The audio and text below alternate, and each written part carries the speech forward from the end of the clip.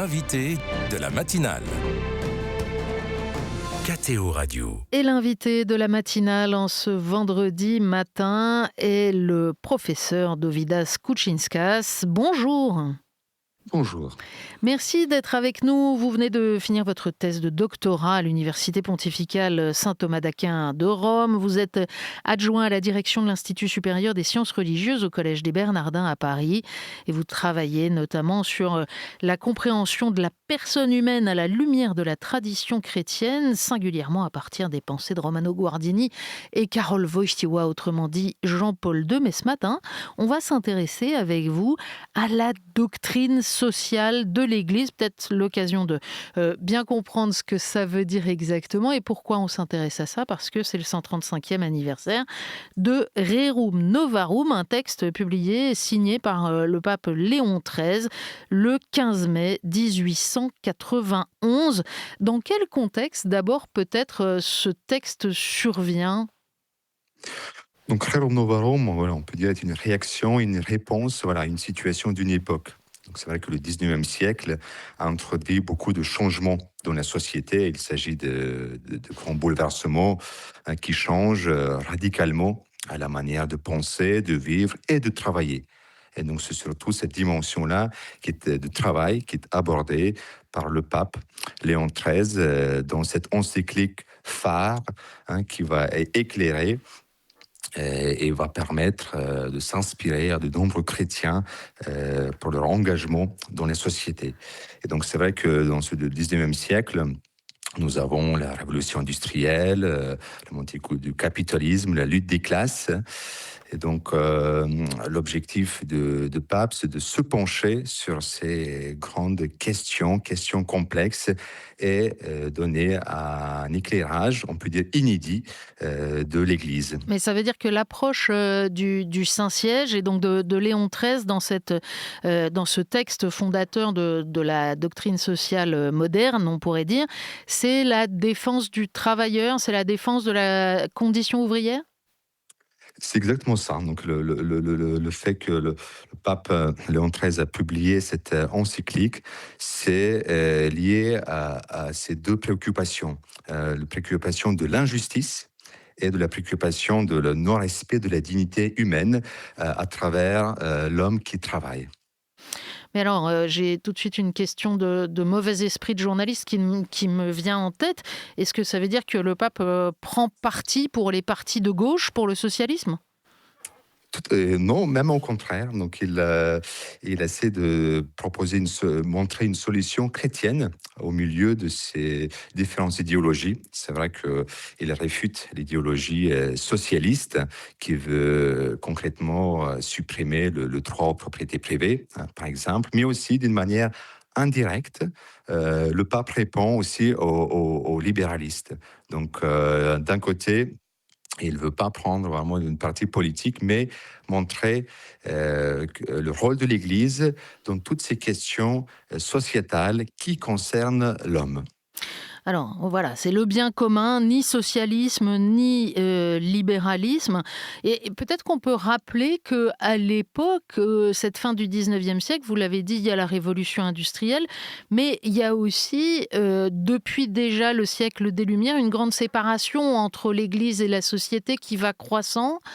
Et avec Léon XIII, ça va être, avec cette encyclique, une nouvelle manière de parler au monde, de s'intégrer dans le débat finalement.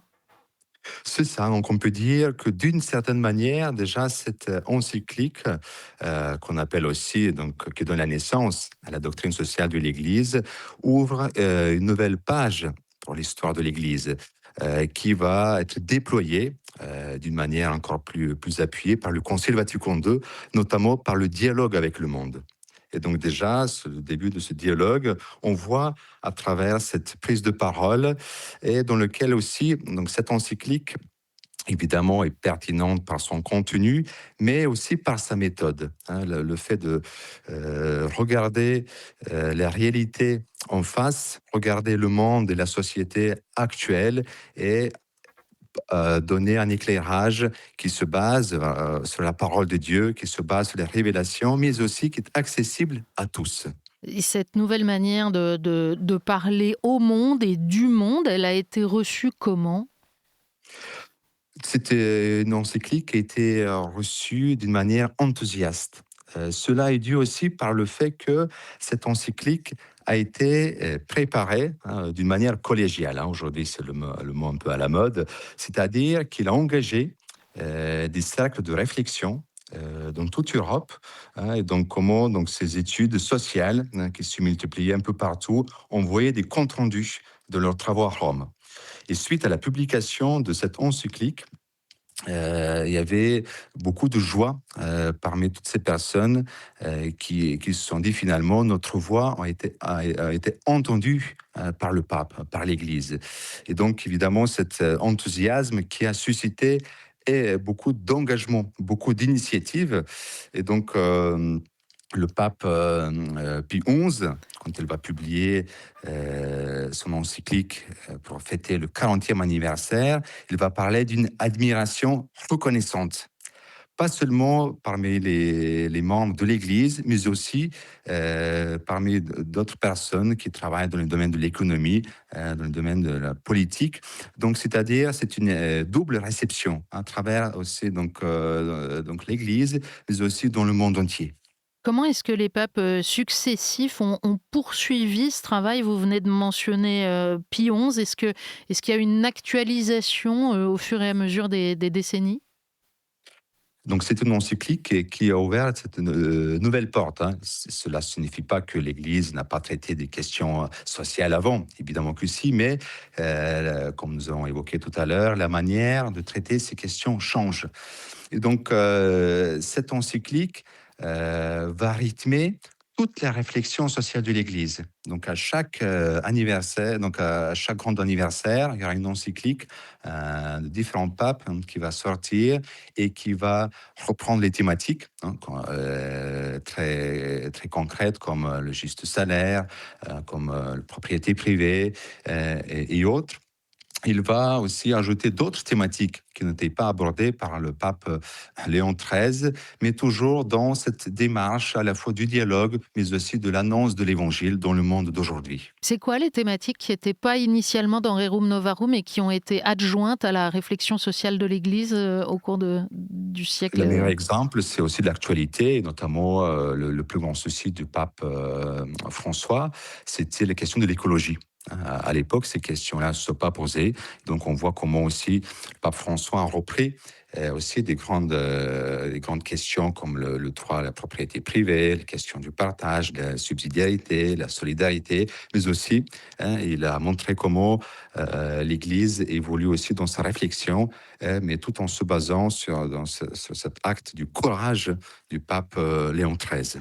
Est-ce qu'il n'y a pas un risque en étant, précisément très très concret, très ajusté à la réalité des choses dans l'enseignement de l'Église, de le rendre en quelque sorte périssable? C'est-à-dire que les réalités changent et donc ce qu'on a décrit, il y a 135 ans, bah, c'est très différent aujourd'hui, par exemple? C'est vrai que le contexte change, mais les grands principes restent les mêmes. Le meilleur exemple, c'est aussi cette question de la justice, la dignité de l'homme, qui a préoccupé le pape Léon XIII, et qu'aujourd'hui nous sommes en pleine d'actualité. Donc à la fois, il y a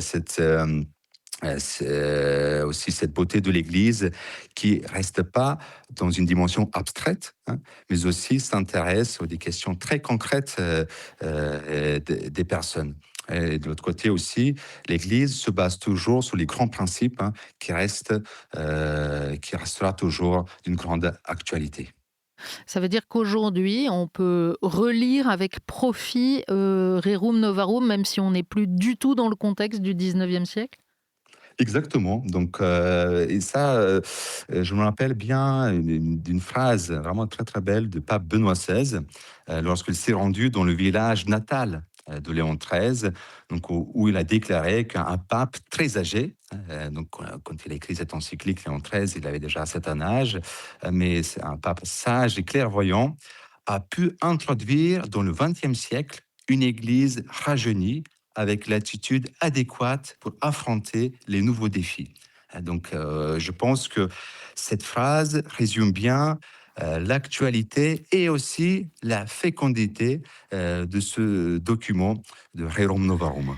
En matière d'actualité, il y en a une double. On a actuellement un successeur de Pierre qui a choisi de s'appeler Léon XIV, notamment en référence à cet enseignement social de son prédécesseur Léon XIII, et dont on attend dans les prochains jours, probablement avant la fin du mois, la publication d'une encyclique sur notamment la question de la dignité de l'homme au milieu de la révolution virtuelle, de la révolution Internet, de la révolution de l'intelligence artificielle.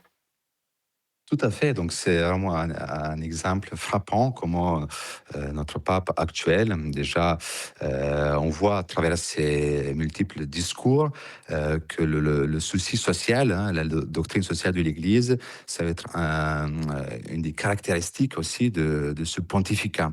Et donc, sans doute, nous allons pouvoir trouver des parallèles avec ces deux encycliques qui surviennent au moment d'une véritable révolution.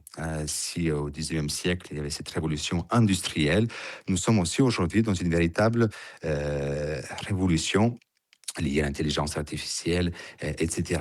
Donc, il s'agit de voir comment l'Église continue à travers ces différents papes, à annoncer toujours ce message du Christ qui est toujours vivant et toujours plein d'actualité. Merci beaucoup, professeur Kouchinskas, d'être venu nous éclairer ce matin à l'occasion de ce 135e anniversaire de Rerum Novarum, publié le 15 mai 1891. Je signale pour les curieux qui voudraient en savoir plus que vous avez donné un MOOC, un cours à distance sur une dizaine de textes de l'enseignement social de l'Église au campus numérique du Collège des Bernardins, auquel on peut s'inscrire. Merci beaucoup d'avoir été avec nous et très bonne journée. Merci. Au revoir.